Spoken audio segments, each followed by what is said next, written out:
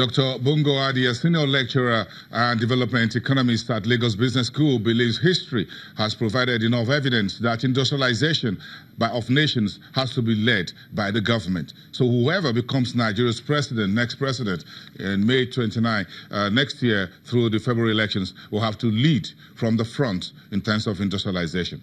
So this morning, as you may have known, we're now discussing the industrialization policy. What's the next level for the Buhari's administration? We start from there. Then one of the main challenges to the incumbency, Atiku Abubakar of the PDP, has some things to say about manufacturing across sectors and how he intends to be a game changer between 2019 and 2025. We're interrogating these aspects of their policy document.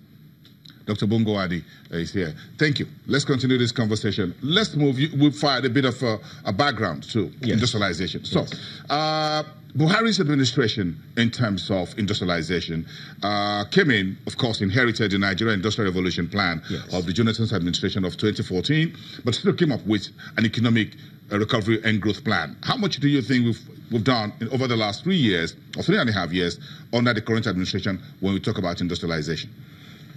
Well, I think it's important for us to start by, asking some basic questions. Between 2008 or 2006, actually, we saw a situation where there was a very high level of interest in the Nigerian economy. Even Nigerians in diaspora, found it to their best interest to start to relocate to Nigeria. So they were looking for opportunities, and there were so many emerging opportunities in the system. So they were coming back, bringing their wealth of human capital. Cash. And cash, of course. Setting up hospitals, laboratories, bakeries, whatever you call it. Yes. But in the past 3 years, what has happened? We have the reversal of that process. People are now running away to Canada, and we're losing our best brains. They're going back. Yes. And a lot of folks are getting scammed. Oh, of course. In the news today, 22 folks, students were fake. Education consultant. That is what has happened. 22 people. Now, I'm not blaming any particular government, but I think that when we talk about the industrial disorder, we need to look at what led to that. It was the deregulation that the system carried out, following the Washington consensus of the World Bank and IMF. Now, I'm not going to say that we should, switch off IMF but Washington. Let's look at what other countries have done. I was earlier talking about the developmental state, which is a hard state as against a predatory and weak state.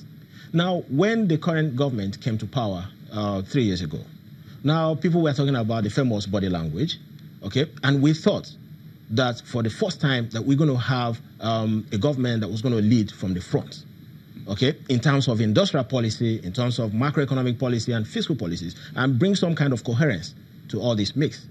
But did that happen over the last 3 years? We didn't see that happen.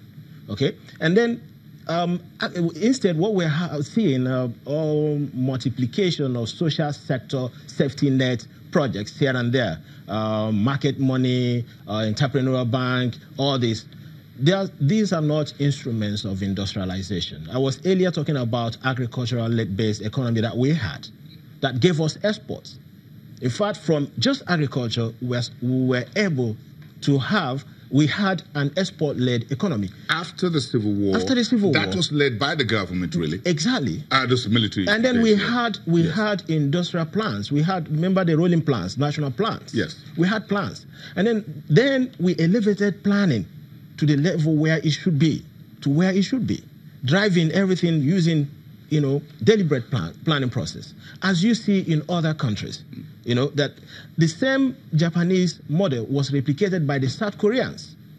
So these are the newly industrialized countries. If you look at how wobbling the economy had been since you said we got drunk on oil soon after the Civil War with the Udoji's Awards and what have you, and since then. If you look at what we need to industrialize, because everything just seemed to unpack.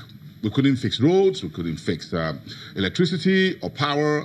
So it looks like things were just disintegrating.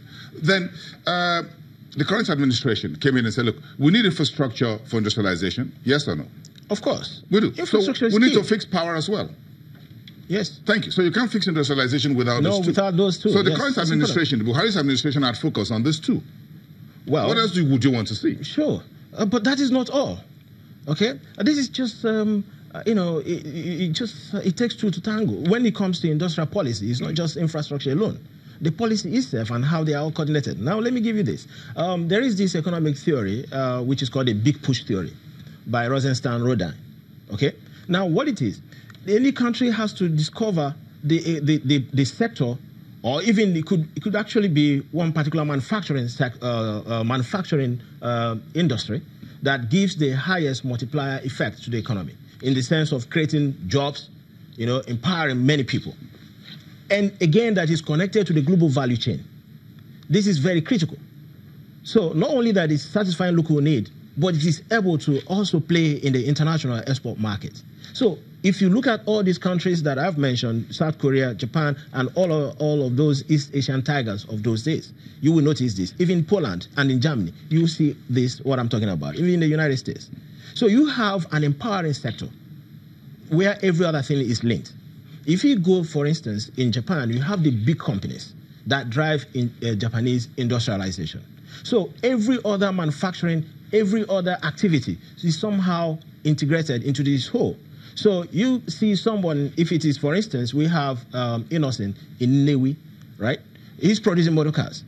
But then how many of the components that he uses are also sourced locally? Okay? So you're going to have another company that supplies brake pad, another company that provides ASUS, and all of that shares, So that drives development in other activities, but all of them geared towards the production of motor cars. So you now have a car-based economy. This is what you find in... And then Michael Porter, also a Harvard economist, strategist, has elaborated this in his competitive advantage of nations. So you can see all of that. So you talk about the cluster-based economic development theory. So clusters are an industry, economic activities within an industry, all of them coordinated and then geared towards the production of a particular unit. Buhari's administration has acknowledged that... we have some investment, some improvement in power, okay? Even though it depends on, when you speak with the power sector, the discos, the CEOs. I was in a power sector CEO forum last week at Atiku Hotel.